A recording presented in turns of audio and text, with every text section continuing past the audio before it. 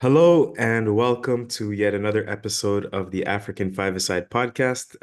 Today I have with me a very, very good friend, a former roommate of mine at the previous African Cup of Nations, uh, Danish-born, Zambian adopted journalist, football journalist, Buster Kirchner, somebody that I really respect for their opinion and probably the only non-African by nationality that I'm going to have on this podcast simply because I know he knows what he's talking about when it comes to Zambian football. So Booster, it's a pleasure to have you on this podcast. No, thank you so much for that introduction, Maher. I'm very humbled to be here as a non-African to take part in this podcast. So, You're practically African. my privilege. All Thank you so right. much. So as you know, we've been doing this on a team by team basis. And today we're going to be talking about Zambia, country, which you know very well. You've lived there. You know the footballing scene quite well as well. So let's talk about qualifying. Zambia had a very impressive qualifying, neck and neck with Côte d'Ivoire for top of the qualification group. And this was after they had missed a few Afcons. Was it a little bit of a surprise to see them do that well? Yes, it was. It was indeed a bit surprising. I'm going to say it was surprising since looking at the previous 4 to 5 years, Zambia has really been struggling. There's been too many coaches going in and out the team, and we haven't really seen that, yeah, quality football from Zambia for in a long time. So the way Zambia performed and portrayed themselves during the qualification was quite surprising and also impressive. I think it's important to note here, talking about the qualification, that Zambia was in quite a special group because from the first pot was Ivory Coast, and Ivory Coast, of course, quality team, but also a team that was already pre-qualified. And it gives you the vibe that you start doubting, are they really putting their fullest, or are they sort of trying out a lot of different experiments in terms of their tactics. Anyhow, Zambia really played well, played against Lesotho and the Comoros, and did what had to be done. So impressive, and as you also mentioned, a bit surprising.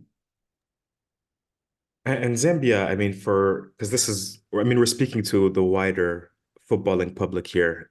Some people think they're a small team in Africa, but Zambia have won an Afcon. They've been to a final in 1994. It's a country that really loves football, right? I mean, can you explain to somebody that doesn't know Zambia in general how much football means to the people and to the country?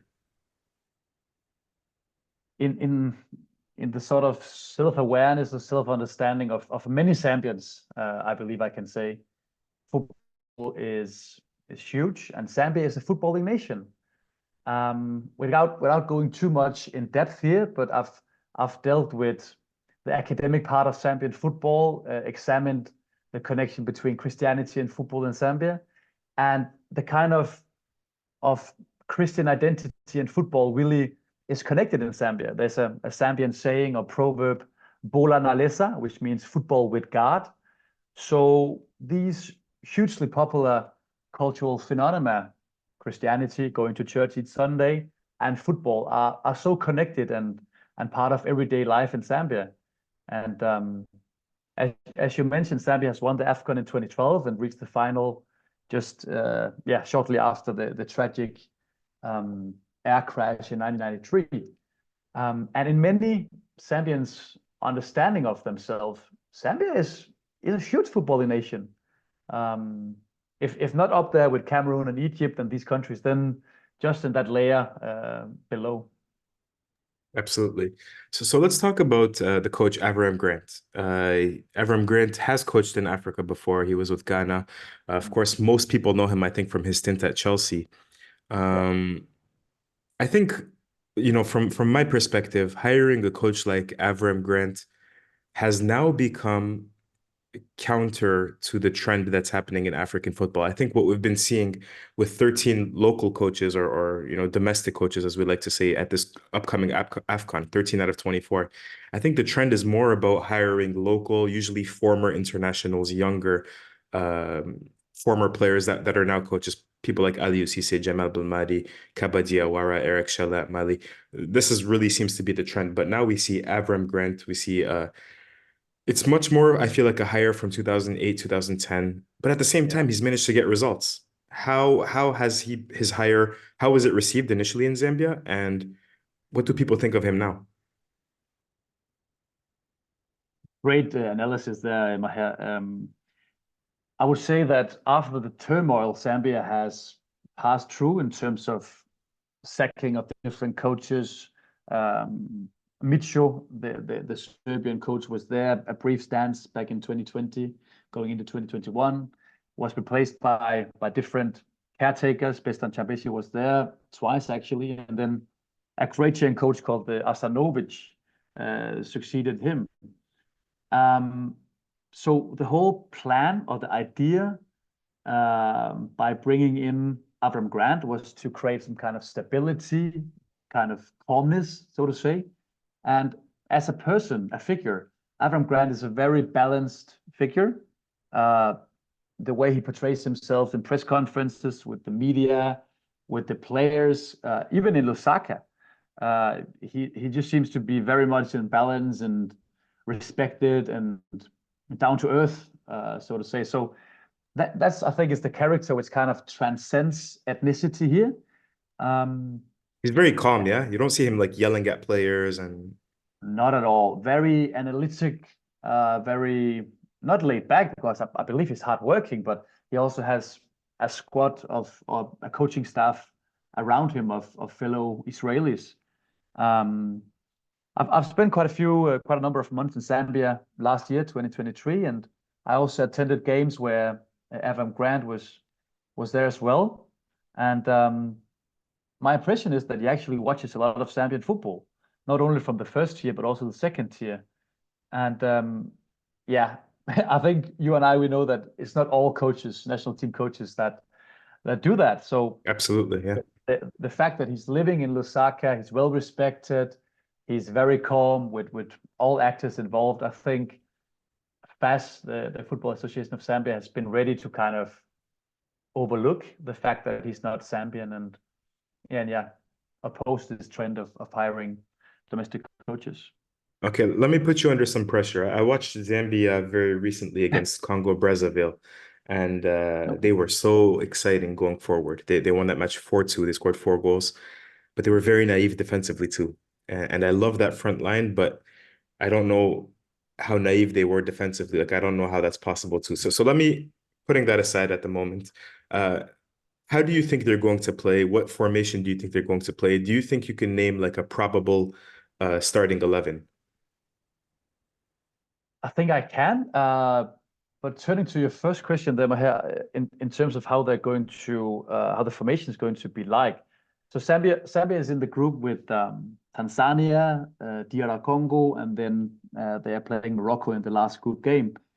And I think they're going to approach Congo and I mean DR Congo and Tanzania in the same way, probably a 4-3-3, because the way I see it, Zambia has the most quality in the attacking lineup with the wingers. Actually, they have even two good wingers, or too many brilliant wingers. I'm going to mention and talk about them in a minute. So I expect it to be 4-3-3 in those games, and then depending on how this group will be, they might be more defensive in the last group game against Morocco. Might be a 4-2-2 as they also did in a recent World Cup qualifier. The thing is that, yeah, when you look at the squad and how many new players are coming in and out of the team, it's mainly in the defending part of the team, especially in the goalkeeper position has been a huge debate.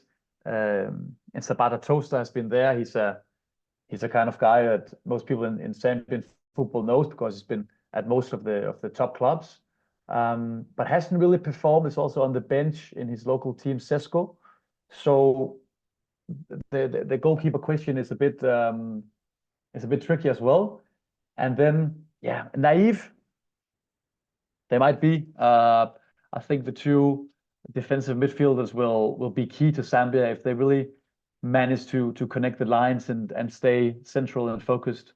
They might do the job. That's Kings Kanswa, who's playing for Red Star Belgrade, and just next to him, Emmanuel Banda. If they can really compose that midfield and make it strong and solid, then that might be it for Zambia. So who's gonna start in the front line? Is it gonna be Sakala, Daka, and Lamek Banda, probably? That's what I expect. That's what I Yeah. expect. The only thing that could be bringing me in a bit of doubt is Lubambo Musonda, which is actually the captain of the team. He's also been featuring in most games, but been on the bench lately, last few games for the Chipolopolo. So that's the question. Will he be a starter? Will he be brought in from the bench? Good question. There's even Edward Chilufya, who's also a Yes. top player, I must say. Mm, Um, I'm not sure if I'm mentioning these players because they're playing in Denmark, but they are both of them, and mm. they've really been brilliant in the Danish league the last few seasons. These two players. And I wanted to ask you about two players as well, one active, one not active. Stopila Sunzu has been with Mm. this team now for more than a decade. Yeah, He yeah. was like one of the players of the tournament in 2012 when they won the Afcon. He's still playing, still in central defense. What are you expecting from him? And the second player who's inactive is Enoch Mwepu. How much of an absence? I mean, is that a real big absence? He's had to stop his footballing career, I think, because of, if I'm not mistaken, heart problems. Yeah. He was at Brighton. Is that a really big absence for them in midfield? It is indeed. Enoch Whipper was with Patson Dakar the biggest name of the team and the one playing in the highest rank. He was playing in Brighton. It was a big loss, not only because of the footballing aspects, but also he was a very social figure, a kind of glue to this team, and it was really obvious how the team was suffering when he stopped, and this was just very very sad news that such a young and talented player could not continue his footballing career. That being said, it's been a while now, not exactly sure how many months, but Zambia has adopted, and the new midfield with Kings Kangwa and Emmanuel Banda has taken over. Um, so I expect this to be in the past, and I expect actually, if I know these guys, these players well enough, then they're going to stay in touch with him and communicate. He might even, not sure if he's traveling to Ivory Coast, but he might be close to the team in other ways. Um, and that's also something I need to say about this team, that what we are seeing is only positive vibes, only good vibes. They seem to be a very coherent group with a good mix of different, young and old players. And that might be a good way to now talk about one of the older players, which you also mentioned, which is Topila and Sunsu. If I'm not mistaken, he'll be the only one who goes as far back as the 2012 team in Zambia's current squad. Um, and yeah, what can I say about him? He's been in and out of the national team. Zambia has had so many different national team coaches, and sometimes he's been there, other times not. But he keeps coming back, and great mentality, great lad for the guys. And I think all teams, they need that kind of one player who just has that experience and determination. Yeah, absolutely. So let's move on. Who is the star player for the Zambian national team? I'm assuming from the outside, everybody's going to say Patson Daka. Is he the player that you think? And when I say star player, I mean, if there's a complicated patch in a match, if there's a time when, it's very tight and they need somebody to step up and really take the game by the horns, it's going to be this player. Would that be Patson Daka or would it be somebody else for you? It's very boring response that I'm going to give you here, but I think Patson No, no, Daka no. Yeah. is unavoidable. Is unavoidable. Um, you know, you and me and other journalists and followers of African football, we of course expect a lot from the biggest players in the biggest games. But I think Patson Daka is one of those players that can actually put that on himself and lift the whole team. in situations where the team is in need of something big and extraordinary. I really love the way he's performing, not only with the ball, but also without the ball. He's creating his pressing, always aggressive in the duels, aerial duels, always aggressive and working so hard on the pitch. So that'll be my response. Patson Daka has, of course, had a tricky season with Leicester so far, struggled with injuries and been being in and out of the team. But recently, in December last year, he's really found himself, showed some great shape, and even scored 4 goals in December. So actually, he's coming into the tournament in good form, and yeah, he will be the player that Zambia goes to when they need that final goal. Very interesting insight about especially him off of the ball. And what about a player that is maybe young, maybe not necessarily young, but is kind of unknown in the Zambian national team? Like I wouldn't know him, or somebody else on the continent wouldn't know him, and that they could explode. They could draw our attention. When we watch Zambia, they could be like, "Oh, who's that?" Is there a player like that you think is unknown and that could perhaps be well known by the end of the tournament? That's a good question. I think the first one I haven't really talked that much about, a guy that people probably do know, nonetheless, is Lamek Banda. He plays in Lecce. People who follows the Italian leagues will know him. Um, the funny story to that is I was contacted by a Belgian scout back in, must have been 2018 and 19, when he was playing his football in Zambia at Sesco. And already back then he was unique, explosive, yeah, so strong in his dribbling and all these things. But now he's being more stable and well known to the mainstream football follower. Another guy who I think is probably unknown to most non-Zambians is Benedict Kipeshi. He's the captain for Red Arrows.